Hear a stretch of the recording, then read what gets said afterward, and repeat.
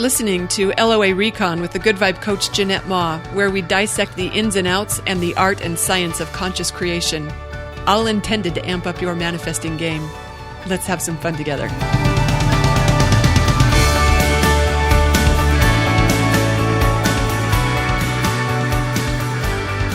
Okay, I've got a little bee in my bonnet today. I'm feeling a little fired up about this subject. This is actually my third attempt at recording. My earlier takes had too much attitude. I got a little shrill. So I'm going to try and not be that way. So this isn't hard to listen to. But I want to address the myth that conscious creation means you're supposed to be happy and joyful 24/7. I know a lot of you are going to be like, duh, I know that. But I cannot tell you how many times someone has said they just can't do LOA because they're dealing with some sadness or crisis in their life and they aren't feeling up to being joyful or appreciative right now. In fact, one of my colleagues was quoting someone on an online forum who said they left LOA because they were tired of trying to be happy. Okay, first of all, you cannot leave LOA. You may be able to leave conscious creation, but you cannot leave the law of attraction. That's like saying you're leaving gravity. Okay, maybe there is a way to leave gravity if you're associated with NASA. I don't know. But look, leaving LOA, it's not a thing. Oh, I can hear my attitude coming back. All right, toning it down. The second thing I want to say is conscious creation is not about having to be happy and joyful in every waking moment. I'd get ruled out as a conscious creator myself if it were. Conscious creation is about learning to manage our focus and our attention so that we're finding ways to feel better. And you know what feels better? Sometimes it's plotting revenge. Sometimes it's going on a crying jag. Sometimes it's pulling the covers over your head and refusing to come out. Sometimes that's what feels better. It doesn't look like happy, happy, joy, joy. For me, sometimes what feels better, it's a hissy fit or a beer or a couple brownies, or a string of creative swear words. Or sometimes it's unfriending someone. Sometimes it's a good gossip session. Hey, I'm just saying, sometimes that actually feels better. Don't judge. Or do judge if it makes you feel better, because that's what conscious creation is about.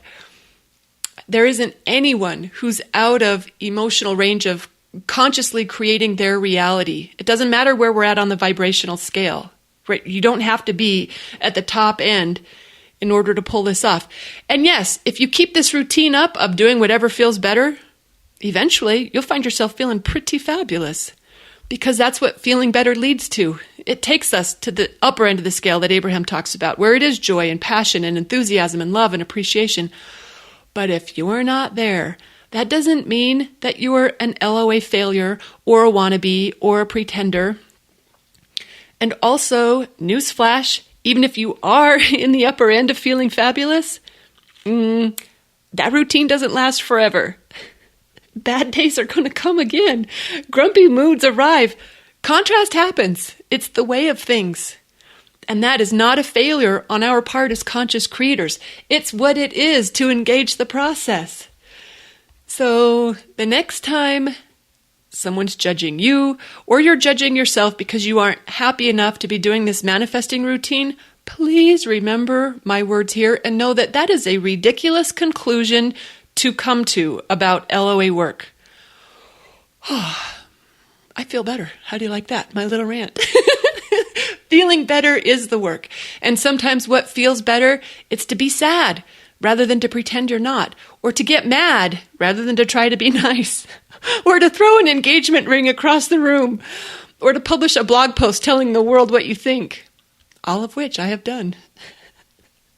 I had to delete that post after I got sued for defamation, but guess what? It made me feel better.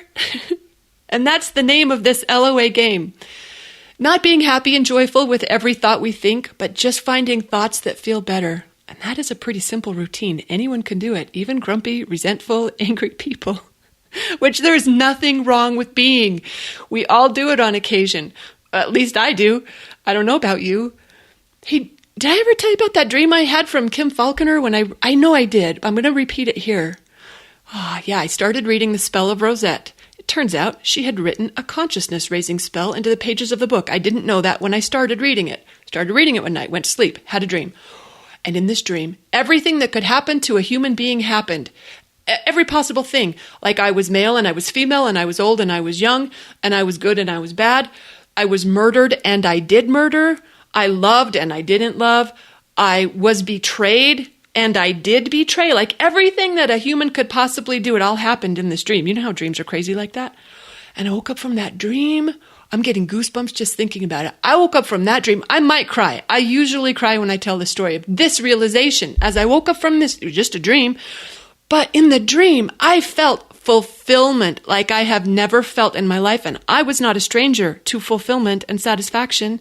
I wasn't. But I felt it on a level never before. And in that dream, I realized, oh, it really is all good. Like we came here for the whole range. We wanted everything. We wanted the whole robust human experience. Otherwise, we'd have just stayed home where it is divine love 24/7. You couldn't get mad if you tried on the other side. So I think we ought to make the most of this while we can. And get this, here's the funny thing.